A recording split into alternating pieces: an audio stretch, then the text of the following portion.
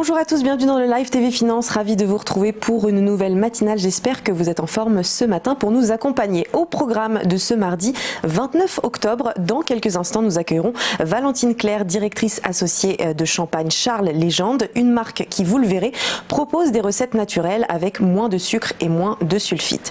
Puis on suivra l'ouverture de la Bourse de Paris à 9h avec Benoît Rousseau, trader pour compte propre et fondateur du blog Andlil. Les market movers seront décryptés par Bernard Prats-Desclos, trader pour compte propre. Puis nous recevrons Christian Gentiletti, président fondateur du cabinet d'expertise Avant et Aval, qui réalise un état des lieux des litiges observés dans le domaine de la construction. Ensuite, comme chaque mardi, on retrouvera David Derry et Antoine Fraisse-Soulier, nos confrères d'Itoro, pour le broker du jour. Et puis à 10h, on s'intéressera au conseil en gestion de patrimoine avec Catherine Mess, conseillère en investissement financier chez HM Finance. Mais avant ce programme, petit retour sur les dernières actualités et suite du feuilleton du Brexit avec un nouveau report annoncé pour le 31 janvier prochain par les 27 pays de l'Union européenne hier matin. Toutefois, en cas de ratification de l'accord de sortie d'ici là, le Royaume-Uni aura la possibilité de quitter l'UE avant, au 30 novembre ou au 31 décembre. On en saura un peu plus aujourd'hui ou demain. En tout cas, les élections législatives anticipées que souhaitait organiser Boris Johnson le 12 décembre prochain n'auront finalement pas lieu. La Chambre des communes l'a rejeté hier. Le Premier ministre britannique a toutefois affirmé qu'il tenterait de nouveau sa chance ce mardi en faisant voter les députés sur un court texte législatif appelant lui aussi à des élections le 12 décembre. On est encore loin de la suite et fin de ce feuilleton, à suivre avec attention évidemment. En France, Emmanuel Macron cherche à faire retomber la pression sociale qui monte à quelques semaines d'une grève interprofessionnelle prévue le 5 décembre prochain.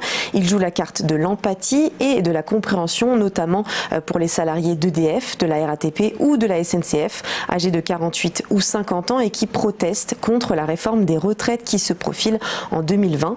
Pour le président, il faut donner du temps à la transition en citant les policiers, gendarmes, militaires, infirmiers, bénéficiant de départs anticipés au titre de la catégorie active, tous entrés avec un pacte avec la nation, comme il l'a indiqué. Le président a aussi insisté sur sa volonté d'arrêter les régimes spéciaux. D'ailleurs, dès janvier prochain, à la SNCF, les nouveaux entrants ne bénéficieront plus du statut et cotiseront au régime général. Enfin, la grande marque de joaillerie Tiffany est dans le viseur de LVMH qui a proposé de racheter l'entreprise pour 14,5 milliards de dollars afin de renforcer sa présence aux États-Unis. Alors pour l'instant, il ne s'agit que de discussions préliminaires, mais Tiffany a indiqué examiner attentivement la proposition. Du coup, hier, l'action Tiffany s'envolait de plus de 30%, les investisseurs semblant parier sur une contre-offre d'un autre groupe de luxe ou une proposition plus élevée de la part d'LVMH. Le groupe qui détient déjà la marque de bijoux Bulgari voudrait booster sa croissance dans ce secteur pour concurrencer son rival Richemont qui possède Cartier et Van Cleef & Arpels. Petit point sur la Bourse de Paris. Hier, le CAC 40 a terminé en hausse de plus 0,15% à 5 730,57 points.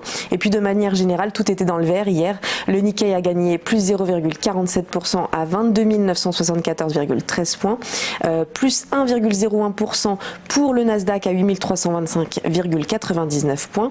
Et puis légère baisse concernant le cours du pétrole Brent, moins 0,37% à 61,3 $. Restez avec nous, le Live TV Finance continue juste après ça.